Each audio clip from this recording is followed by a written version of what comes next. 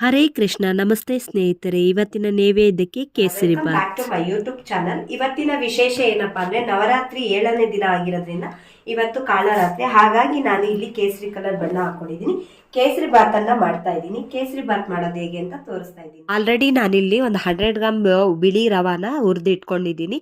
ಒಂದು ಉದ್ದದಾದ ಪಚ್ಚಬಾಳೆಹಣ್ಣ ಚಿಕ್ಕ ಚಿಕ್ಕದಾಗಿ ಕಟ್ ಮಾಡಿ ಇಟ್ಕೊಂಡಿದ್ದೀನಿ. ಒಂದು ಬೌಲ್ ಅಷ್ಟು ಕಾಯಿಸಿರೋಂಥ ಹಾಲು, 5ರಿಂದ 6 ಗೋಡಂಬಿ, ಒಂದು 5ರಿಂದ 6 ಬಾದಾಮಿ, ಒಂದು 4 ಲವಂಗ, 2 ಏಲಕ್ಕಿ, ಸ್ವಲ್ಪ ದ್ರಾಕ್ಷಿ, ಒಂದು ಬಟ್ಲ ಆಗುವಂಥ ಕೆಮಿಕಲ್ ಸಕ್ಕರೆ ತೊಗೊತಾ ಇದ್ದೀನಿ. ಒಂದು ಚಿಟಿಕೆಯಷ್ಟು ಕೇಸರಿ ಕಲರ್. ಇವತ್ತು ಕೇಸರಿ ಬಣ್ಣ ಆಗಿರೋದ್ರಿಂದ ನಾನಿಲ್ಲಿ ಕೇಸರಿ ಕಲರ್ನ ಯೂಸ್ ಮಾಡ್ಕೊತಾ ಇದ್ದೀನಿ. ಕೇವಲ ಒಂದು 3 ನಿಮಿಷದಲ್ಲಿ ನಿಮಗೆ ಕೇಸರಿ ಬಾತ್ ರೆಡಿ ಆಗಿಬಿಡುತ್ತೆ. ಒಂದು ಬಾಣಲಿಯನ್ನು, ಚಿಕ್ಕದಾದ ಒಂದು ಬಾಣಲಿಯನ್ನು ಇಟ್ಕೊಂಡು ಒಂದು 2ರಿಂದ 3 ಚಮಚ ಆಗೋಷ್ಟು ತುಪ್ಪನ ಹಾಕ್ಕೊತಾ ಇದ್ದೀನಿ. ನಾನಿಲ್ಲಿ ತುಪ್ಪ ಬಿಸಿ ಹಾಕ್ತಾ ಇದ್ದಂಗೆ ಕಟ್ ಮಾಡಿ ಇಟ್ಕೊಂಡಿರೋಂಥ ಬಾದಾಮಿ, ಗೋಡಂಬಿ, ಏಲಕ್ಕಿ, ಲವಂಗ ಇದನ್ನೆಲ್ಲ ಒಟ್ಟಿಗೆ ಹಾಕ್ಕೊಂಡು ನಾನು ನೀಟಾಗಿ ಡೀಪ್ ರೋಸ್ಟ್ ಮಾಡ್ಕೊತೀನಿ.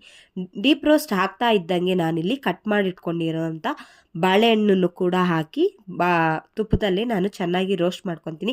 ಕೆಲವರು ಅಂತ ಹೇಳ್ತಾರೆ ಹಾಲು ಹಾಕಾದ್ಮೇಲೆ ಬಾಳೆಹಣ್ಣ ಹಾಕಬೇಕು ಅಂತ. ಇಲ್ಲ, ನಾನು ಇದ್ರೊಳಗಡೆನೆ ತುಪ್ಪದೊಳಗಡೆನೆ ಬಾಳೆಹಣ್ಣ ಹಾಕಿ ನೀಟಾಗಿ ನೋಡಿ ಈ ಥರ ರೋಸ್ಟ್ ಮಾಡಿ ಇಟ್ಕೊಂಡ್ಬಿಡ್ತೀನಿ. ಹಾಲು ಹಾಕಿದ್ಮೇಲೆ ಬಾಳೆಹಣ್ಣು ಹಾಕಿದ್ರೆ ಅದು ನೀಟಾಗಿ ಮ್ಯಾಶ್ ಆಗೋದಿಲ್ಲ. ಹಾಗಾಗಿ ನಾನು ಈ ಥರ ತುಪ್ಪದಲ್ಲೇ ಬಾಳೆಹಣ್ಣ ನೀಟಾಗಿ ಮ್ಯಾಶರ್ ಮಾಡಿಕೊಂಡು ಇದಕ್ಕೆ ನಾನೀಗ ಹಾಲನ್ನ ಆ್ಯಡ್ ಮಾಡ್ತಾ ಇದ್ದೀನಿ. ನೋಡಿ, ಹಾಲು ಹಾಕ್ತಾ ಇದ್ದೀನಿ. ಹಾಲನ್ನ ಒಂದು 2 ಮಿನಿಟ್ಸ್ ಇದ್ರ ಜೊತೆಗೆ ನೀಟಾಗಿ ಕುದಿಯೋದಕ್ಕೆ ಬಿಡ್ತೀನಿ. ಇದಾದ ನಂತರ ನಾನು ಕೆಂಪು ಸಕ್ಕರೆಯನ್ನು ಯೂಸ್ ಮಾಡ್ಕೊತಾ ಇದ್ದೀನಿ. ಇದು ಒಳ್ಳೆಯದು.